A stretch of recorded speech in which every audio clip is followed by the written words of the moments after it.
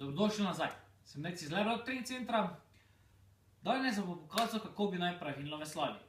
Namreč, veliko ljudi uporablja veslača, ampak veliko ljudi ga uporablja narobe.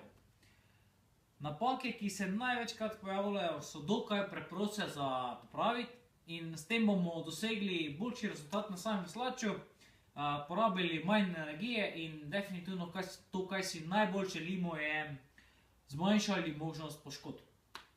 Prva stvar. Simpel. Noge damo zatopljen na narejeno mesto, zategnemo te trakce in ročaj primemo zgolj s prsti oziroma ga držimo na rahlo.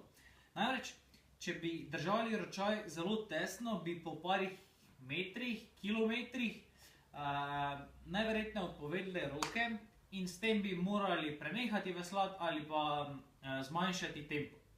Zato držimo ga na rahlo, roke imamo iztegnjene in sedaj hrbet imamo v nevtralnem položaju, vendar celoten trup je nagnjen malenkost naprej. To pomeni hrbet nevtralni položaj, trup nagnjen malenkost naprej, to pomeni prsa potisnemo naprej.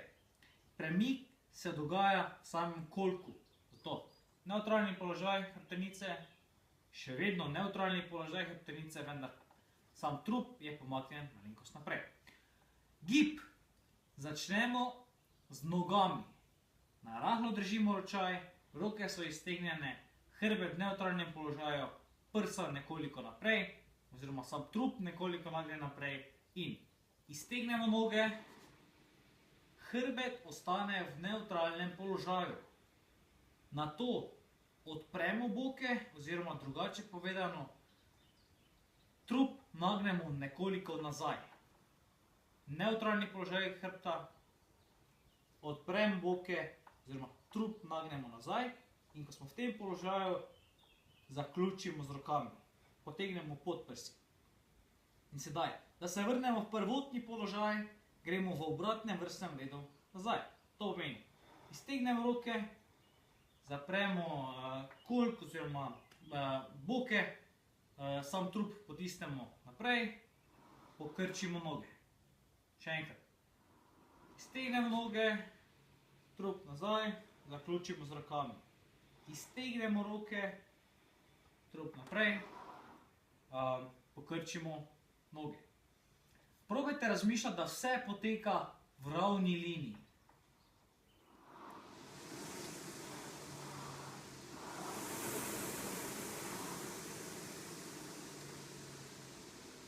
Nujno je, da tako kot pri olimpijskem dvigovanju teži, si to zaporedje sledi tako, kot sem ga naštel. To pomeni najprej noge, nato boki in nato roke.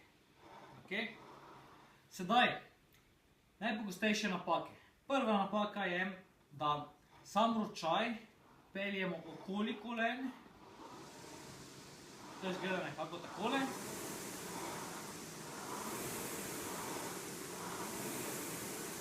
To bomo preprečili tako, da najprej iztegnemo roke, nato pokrčimo noge. Naslednja stvar je pa, da uporabljamo predvsem kvadriceps za sam potek, namesto vse ostale mišice, ki bi pripomogle k boljšemu in močnejšemu potegu samega ročaja. Izgleda nekako takole.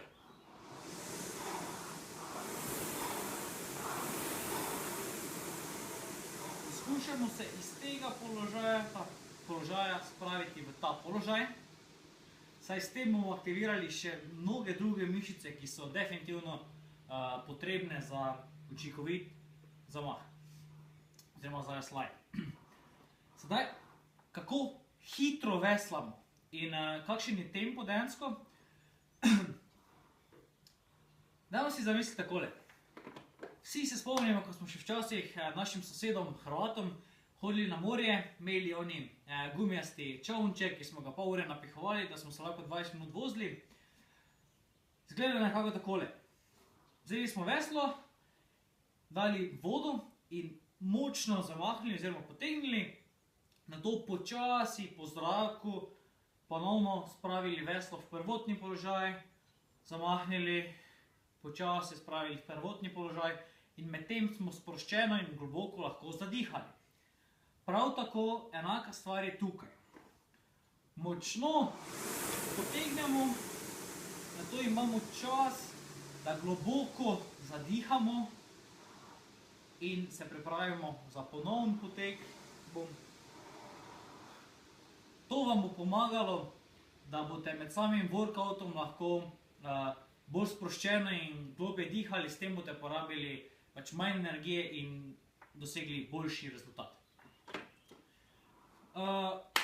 To je bilo v grobem to, obstaja še veliko nekih stvari, pri katere bi se dalo specifično prilagoditi samim posameznikom, vendar v grobem je to. Ravno sedaj sem se spomnil še ena zelo pomembna stvar, oziroma ena, ne ravno napaka, ampak ena težava, ki jo ima ogromno ljudi, kako se spraviti iz tega veslača. Simple. Tu je ta ena zaponka, katero potisnemo na stran, nogo potisnemo navzgor in nato potegnemo ven. To je to. Če imate še kakšno vprašanje ali predlog za naslednji video, mi prosim pišite na info@levelup.si, pa se vidimo naslednjič. Če vam je bil video všeč in bi želeli na mail prejemati podobne brezplačne vsebine, pojdite na levelup.si in se naročite na Level Up e-novice.